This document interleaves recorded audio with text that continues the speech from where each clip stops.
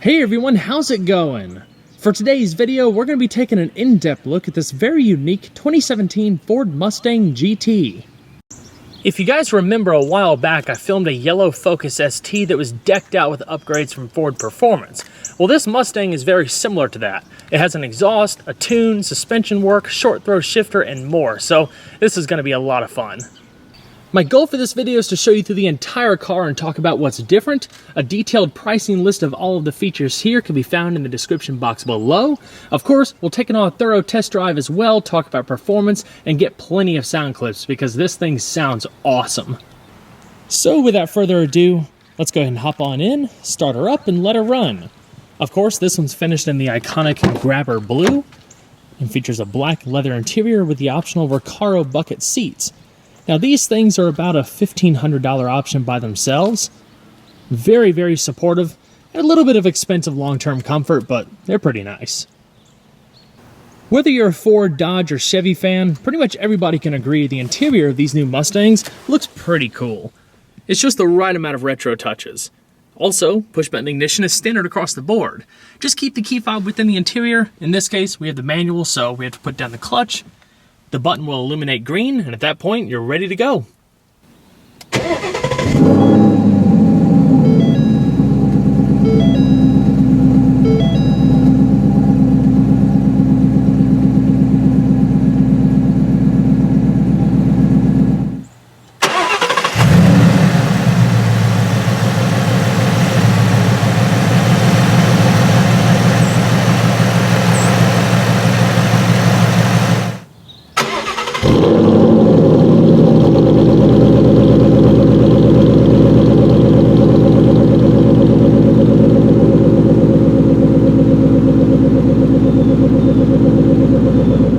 Alright, let's get to it. So this one has the GT Performance Package from Ford, which along with the gauges up there, you have unique black wheels, a spoiler delete, 373 gearing out back, as well as a torsion limited slip differential.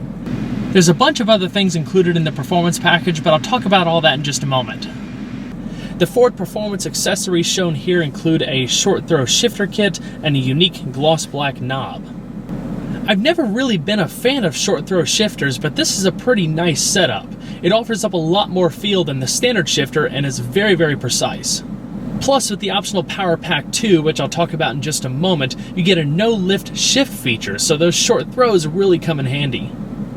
Another pretty cool thing is that all Mustangs come standard with a backup camera, even the ones with the small display. Now let's go ahead and pop the hood and we'll check out some of the engine upgrades. Mustang GTs are powered by a 5-liter V8, otherwise known as the Coyote. Now this car, stock, was putting out 435 horsepower and 400 pound-feet of torque. However, with the optional Power Pack 2, those numbers are raised to 451 horsepower and 424 pound-feet of torque. Along with the bump in power, that Power Pack upgrade also adds the no-lift shift feature that I was talking about earlier. As you can see, if you're familiar with these cars, there's a lot of other options within the engine bay, so let me go through them right quick. First of all, you have this Ford Performance radiator cover, blue coil covers, the strut tower brace, as well as this huge cold air intake. Again, I have a detailed list of all the stuff that you can get, as well as pricing in the description box below. While the stuff definitely isn't cheap, it gives the GT so much more personality. From the exhaust to the intake, the way it behaves on the road, as you guys will hear and see in just a moment, it is so much fun to drive. If you'd like to learn more about the GT, I have a ton of Mustang reviews already on the channel and even a Pure Sound. I have the links in the description below, so be sure to check those out.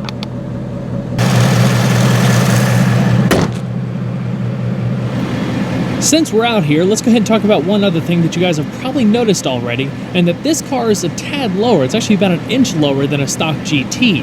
That's because it's equipped with the optional track handling pack. I'll insert some B-roll here so you can see some of the parts that I'm talking about, but it's quite an extensive list. There's unique front struts and rear shocks, lowering springs, upper strut mounts, a jounce bumper kit, front and rear sway bars, rear toe links, and toe link to knuckle bushings. The whole package retails for $1,520. Like I said, it lowers the car by about an inch. If you ask me, for all of those parts, That's a pretty good deal, especially if you plan on doing any track duty. I'm sure a lot of you guys would agree, one thing that pretty much unites all car people is that whenever we have free time, we're usually on the internet looking at cars, whether it be window shopping and dreaming or trying to find the next daily driver. There are so many different avenues to search that sometimes the search can get overwhelming. If you're looking to pick up your own Mustang or anything else for that matter, you should definitely check out Autotempest.com. Autotempest saves you the hassle of searching a bunch of different cars for sale websites by giving you the results from all of them in one place. Search sites like Cars.com, eBay Motors, Cars Direct, and many more all at once. Plus, compare with the results from AutoTrader, Car Gurus, and all of Craigslist, not just the area around your city. By searching everywhere in one place, you can save time and find the best deal in your next car. Check out Autotempest.com and give it a try for yourself. The link is in the description box below. At the beginning of the video, I started talking about Ford's optional performance package for the GT, which is kind of a separate deal from all of these accessories that I've been talking about. And I listed some of the stuff, such as the wheels, the spoiler delete, and all of the stuff that you get at the rear end, but there's also some more stuff to it. The tires, for example, are staggered, 255s in front and 275s in the rear. They're Pirelli P0s. The brakes are also different. They're Brembos, huge 14.9-inch discs, and 6-piston calipers. They provide a whole lot of bite. That strut tower bar that I showed you in the engine bay is also included in the performance pack, along with a larger front splitter. I'm going to keep talking about the rest of the exterior and interior real brief so we can get to driving and all of those sound clips, because I know that's probably what everybody wants to really see instead of me talking. But, you know, I'm a big fan of the Mustang, Camaro, and Challenger for many different reasons. They all have their likes and dislikes, but, you know, as subjective as styling is, you have to admit, the Mustang is beautiful. It's probably one of the best looking modern muscle/sports cars to come out in quite a while. I'm someone who really appreciates good attention to detail, and that's exactly what the Mustang is. The bodywork alone is something that should be really appreciated. Alright, I'll give you guys one more quick look at the interior before hitting the road. There's not a whole lot more I can say that I haven't said in previous videos. You know, it's a really nice interior overall. Build quality is pretty good. One thing that I do wish was that there was a bit more padded material in some of the touch points, like the upper door panels and center console, but, you know, overall, it's very nice. The layout of the dashboard is just awesome. I love the engine turn trim and how it comes across the sides here. It's very reminiscent to Mustangs of the late 60s. And while it doesn't have every single optional feature, this one's pretty nicely equipped. Leather upholstery, of course, with the Recaro buckets. Very smooth console. Shaker audio system, Sync 3 infotainment system.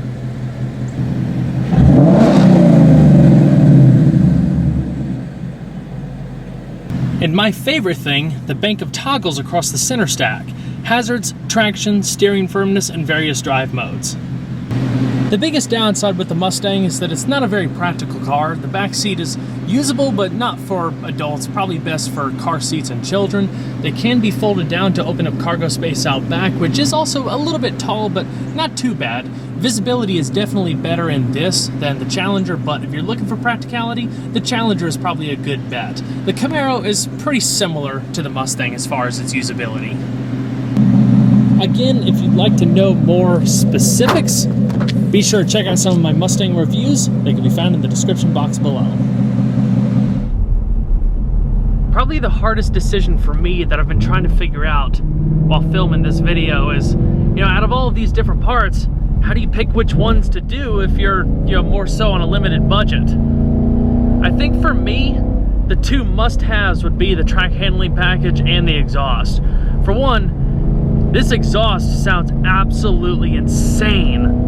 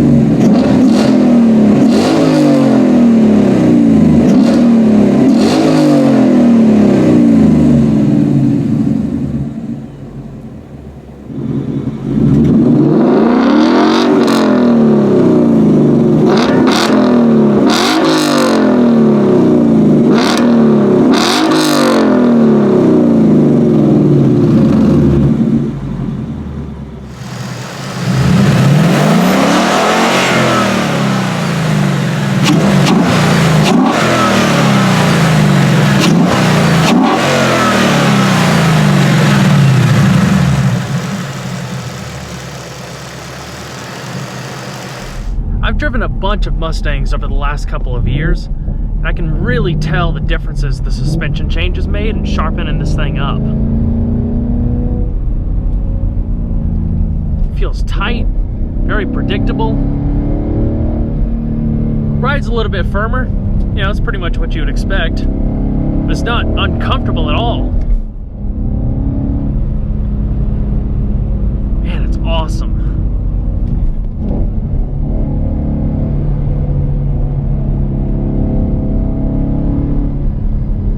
What a difference.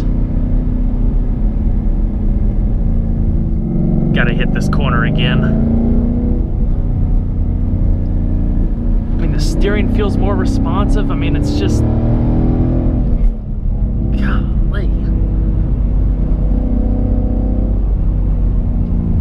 These brakes stop so hard and they're very, very sensitive. It takes a little bit of time to get used to. Once you do, man, gosh, it's so hard coming up with a coherent thought and trying to drive. I don't know how some of these guys do it. Well, everyone, I hope you enjoyed the in-depth tour. If you want to see more videos like this, let me know in the comments below. Don't forget to leave a like and subscribe today if you haven't done so already. There's always a lot more where that came from. Take care, everyone.